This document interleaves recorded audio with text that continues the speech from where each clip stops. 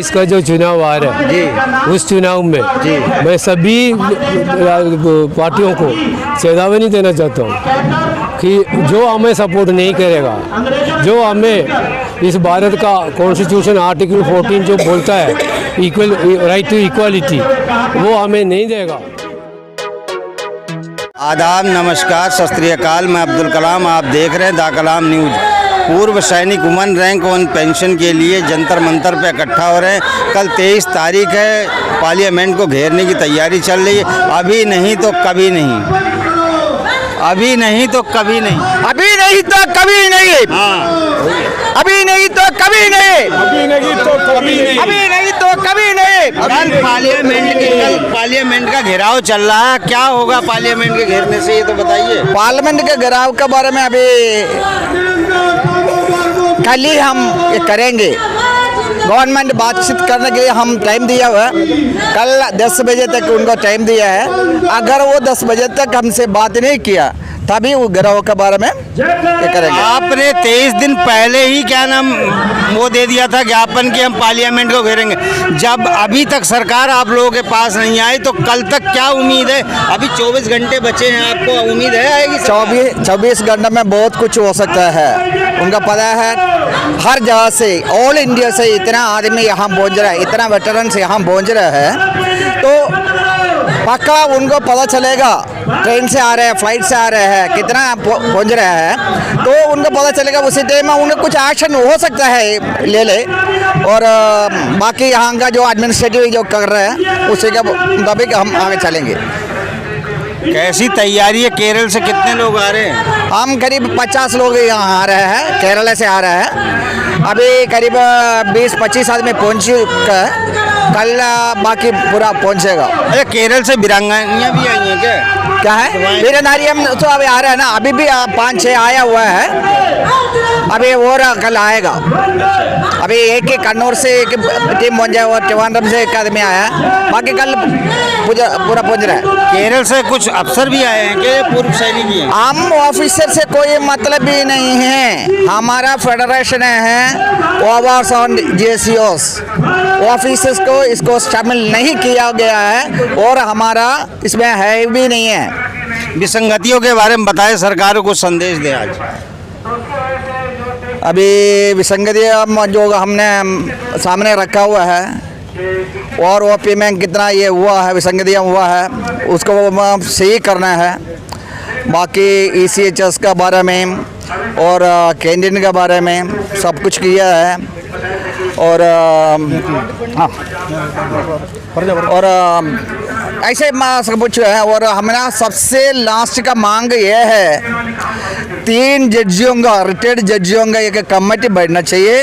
वो कमेटी इतना मतलब एक टाइम फिक्स करो, टाइम के मुताबिक उन लोग रिपोर्ट दे दो, ये विसंगतियाँ क्या क्या हुआ है उसको सही करना है। यह है। सर आप भी केरल से ही आए क्या? जी, मैं केरल का से। तैयारी कैसी है और सरकार पे क्या दबाव डालना चाह रहे हैं? हम सरकार को ऑलरेडी दबाव दे चुका है, 3 बार दे चुका है, क्योंकि पंचायत की तरफ से, तहसीलदार का तरफ से, जिला कलेक्टर से और MP का तरफ से 3 बार दे चुका है। हमारे पास जितना भी प्रॉब्लम है वो प्रॉब्लम को पूरा हम सबमिट किया है। अभी एक्शन लेना गवर्नमेंट लेना है, ताकि पार्लियामेंट में बातचीत करना, या नहीं तो प्रधानमंत्री से डायरेक्ट बात कर लो या अपना डिफेंस मिनिस्टर से कर लो। उससे ज़्यादा हम क्या तैयारी करना है? प्रधानमंत्री से भी तो कर लें। प्रधानमंत्री ऑलरेडी हमको रसीद मिल चुका है, उनको संदेश उधर पहुँचा। संज्ञान तो नहीं ले रहे पूर्व सैनिक को? वो तो अपने पास जाएगा, उनके पास धन भी चाहिए ना। अभी धन पूरा लूट लिया, अभी धन कहाँ से इकट्ठा करेगा? इतना इमरजेंसी करना जरूरी है। तो आज से थोड़ा सा जैसे मधुमक्खी इकट्ठा कर रहा है ना, उसी मुताबिक गवर्नमेंट करके हमको बांटेगा। कभी नहीं बिना बांटेगा करके कभी सोचता नहीं है, 100% ही बांटेगा। पूर्व सैनिकों के पेंशनों में विसंगतियाँ जो डाला है, असल जो है कौन है इसका जिम्मेदार? इनका जमावरी है सर, जो इधर ऊपर वाला है, जो ऑफिसर लोग हैं, उन लोग क्या किया, हमारा बैठ कर वो धरना चलाकर और उनका फ़ायदा पूरे उन लोग उठा दिया है। हमको कुछ नहीं दिया है, सिर्फ कुत्ते को टांग डालता है ना, वैसे कुछ दे दिया है, और वो भी हवलदार रैंक तक दे दिया है। बाकी तो जैसे जो सूबेदार, नायब सूबेदार, ऑनरी, इनको कुछ भी नहीं दिया है। बाकी इतने वो दे दिया, बाकी पूरे ऑफिसर ने ले लिया है पैसा। गवर्नमेंट को जो पैसा दे दिया है, गवर्नमेंट बोल रहा है मेरे 32,000 करोड़ रुपया, 32,000 करोड़ रुपया इनको दे दिया है वो आरोपी के लिए। ये पूरा घूम रहा है वो, 1 महीने से मैं भी देख रहा हूँ, वो अभी तक पूर्व सैनिकों के पास नहीं आया। नहीं, वो आना पड़ेगा साहब, वो आएगा, वो पक्का आएगा, वो जरूर आएगा। अच्छा। हम हमारा बात तो सुनेगा वो। आप अफसरों के ऊपर इल्ज़ाम लगाते रहते हैं, अपने अफसरों के ऊपर, बिना सरकार के मिली भगत के ऐसा अफसर कर सकता है क्या? एक बात क्या है, जितना भी जो पूर्व सैनिकों का संगठन जो पहले था, वो तो अभी ऑफिसर जो अधिकारी जो ऊपर प्रेसिडेंट सेक्रेटरी वगैरह था, बातचीत उनसे चल रहा था गवर्नमेंट का। अब तक तो जो ग्राउंड लेवल में जो असली जवान को जो क्या प्रॉब्लम है वो अभी तक किसी ने समझा नहीं, ना पूछा। अब ऑफिसर जो है ओनली 3% है जवान में, अभी 97% जो हम है, हमसे कोई नहीं पूछता है। ऑफिसर जाता है बातचीत करने के लिए, उनकी प्रॉब्लम उधर रखता है, वो बोलता है कि हम पूरा इनका जितना भी जवान है उनका प्रतिनिधि है। इसीलिए गवर्नमेंट ने उनके बात समझ के किया। अभी जहाँ तक पहले जब पेंशन हमारा 70% था, अभी जो 50% कट किया, तो भी हमने कोई जवान इधर जंतर मंतर में नहीं आया, हमने सहन किया। अभी क्या है कि एकदम एक डिस्क्रिमिनेशन होता है, जो विसंगतियाँ देखा है, तो जवान जो है अभी सड़क में आना पड़ा। अभी आपने पूछा कि कब तक, नहीं, आज़ादी से लेके अब तक जो है अफसर आप लोगों की लड़ाई लड़ रहे थे, अब इतना सक्षम हो गया क्या पूर्व सैनिक खुद अपनी लड़ाई लड़ेगा? नहीं, आपने गलत कहा कि अब ऑफिसर लड़ाई लड़ रही थी।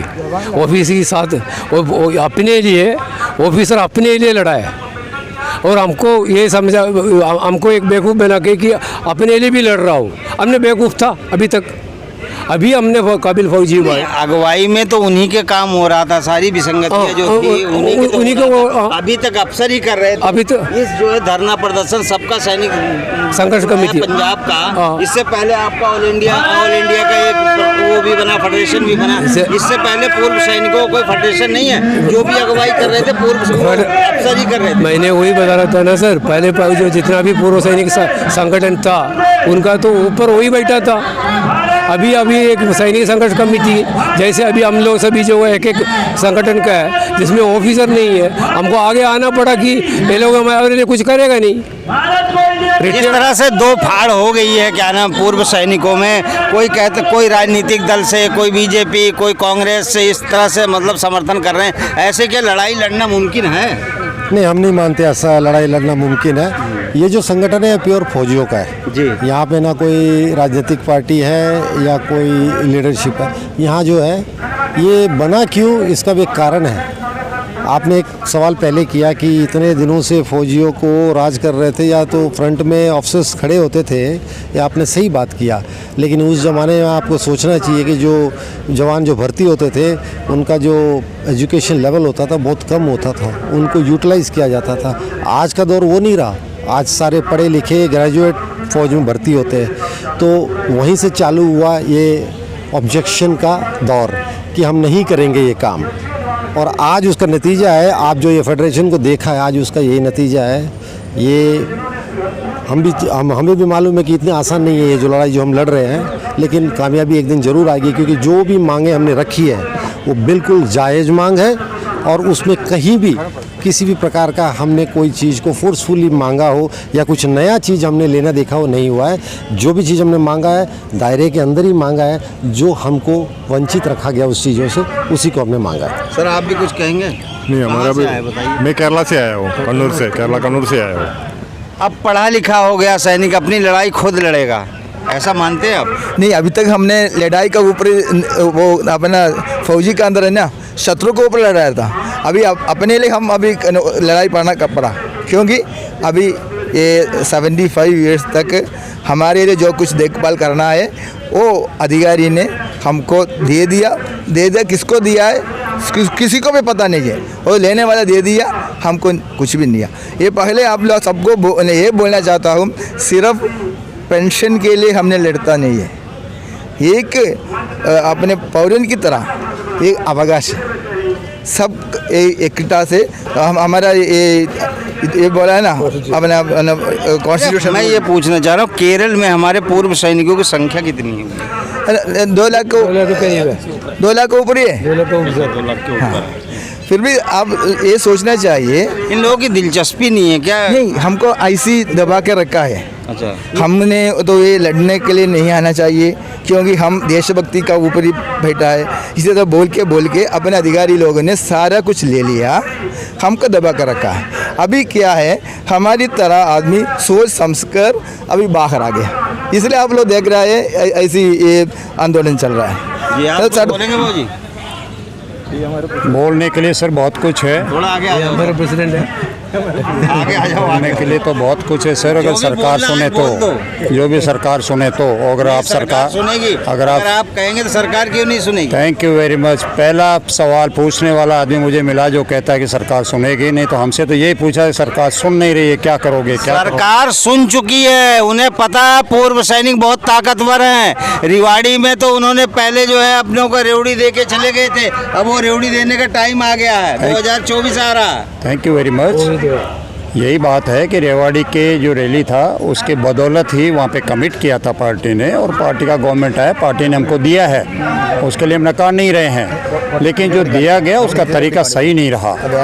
आज भी हमारा नया मांग कुछ भी नहीं है, जैसे कि मेरे साथी दूसरे बता रहे थे, जो कुछ भी गवर्नमेंट ने दिया है उसके अंदर सुधार का गुंजाइश है, हम कोई नई मांग ऐड नहीं कर रहे इसके अंदर। और सेकेंडली आंदोलन तो हमारा आज 153 डेज हो गया है और ये चलेगा ऐसा हमें लग रहा है, और उसके लिए हम भी तैयार हैं। हम हताश होने वाले नहीं हैं, धैर्य खोएंगे भी नहीं, और लोकतांत्रिक तरीके से और डिसिप्लिन वे के अंदर हम इस आंदोलन को चलाएंगे जब तक सरकार सकारात्मक रूप नहीं अपनाती है। सेकेंडली कोई बहुत बड़ी चीज़ नहीं है, हमने हमारी सारी मांगों को समायोजित करते हुए एक मांग पे कंसंट्रेट कर दिया है कि आप एक 3 रिटायर्ड जजेज का एक कमेटी बना दीजिए। जो भी स्टेक होल्डर्स हैं आमने सामने वार्ता में बैठेंगे, उसमें गवर्नमेंट के पदाधिकारी बैठे, जो हमारे मैटर से संबंधित विभाग है, मंत्रालय हैं, उनके ब्यूरोक्रेट्स बैठे, जो भी स्टेक होल्डर्स हैं वो बैठे और बैठ के बातचीत करें। उनके अंदर अगर उन जजेस को ये लगे कि कोई मांग हमारी अप्रासंगिक है, हम सहर्ष उसको वापस ले लेंगे।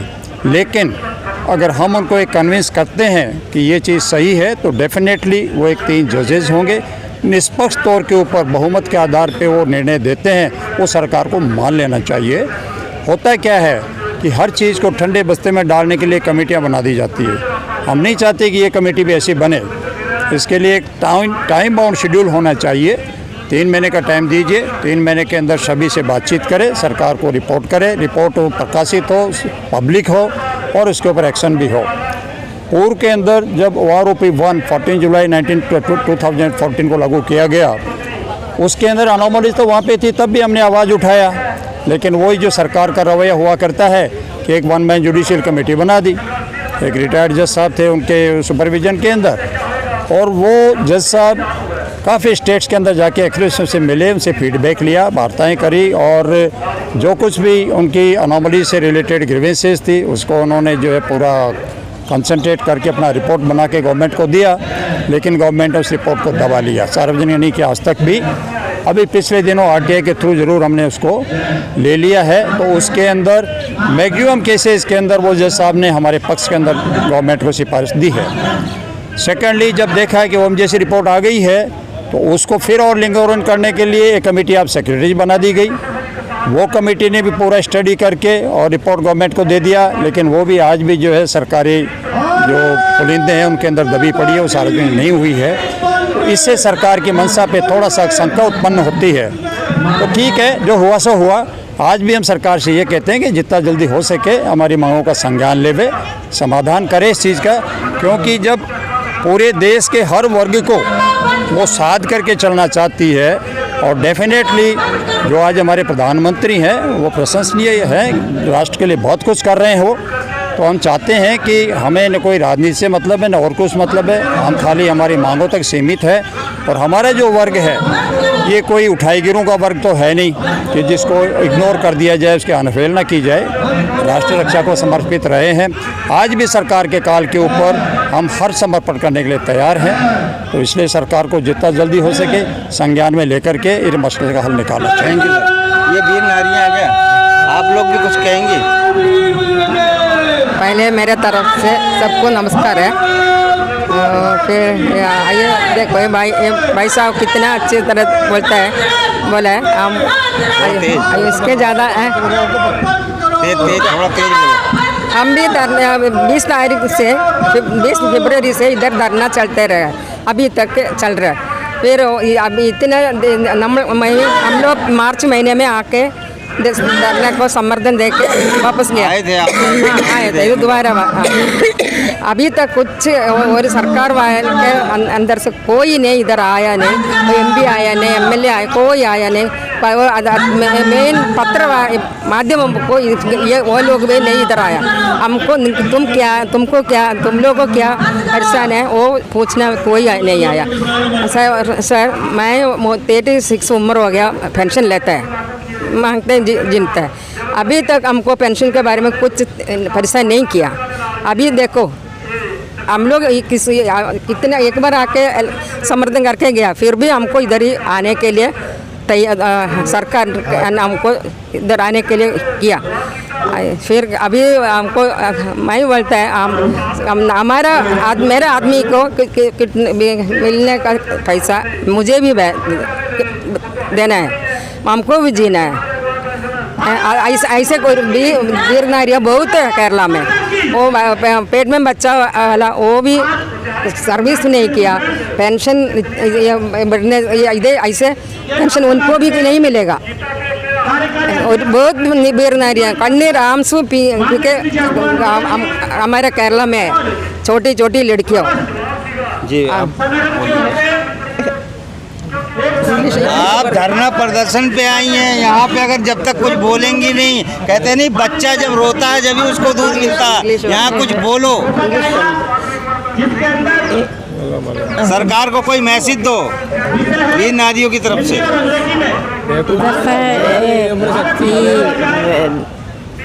पूर्व सैनिक धरना फुल सपोर्ट। ये कह रही हैं पूर्व सैनिक का फुल सपोर्ट है। सर कुछ कमी रह गई है? 224 का जो चुनाव आ रहा है जी, उस चुनाव में मैं सभी पार्टियों को चेतावनी देना चाहता हूँ कि जो हमें सपोर्ट नहीं करेगा, जो हमें इस भारत का कॉन्स्टिट्यूशन आर्टिकल 14 जो बोलता है इक्वल राइट टू इक्वालिटी, वो हमें नहीं देगा, वो नहीं जीतेगा। ये हमारा चेतावनी है। सुन लीजिए, पूर्व सैनिक को आह्वान है, अगर जो हमारा सपोर्ट जो भी राजनीतिक दल हमारे सपोर्ट में नहीं होंगे, हमारे बारे में बात नहीं करेंगे पार्लियामेंट में, हमारी हक की आवाज़ नहीं उठाएंगे, उनको वोट नहीं दिया जाएगा। इनका खुला चैलेंज है। आपको क्या लगता है, राजनीतिक पार्टियों को वोट मिलना चाहिए? आप कमेंट बॉक्स में अपनी राय जरूर बताएं। जय हिंद, जय भारत।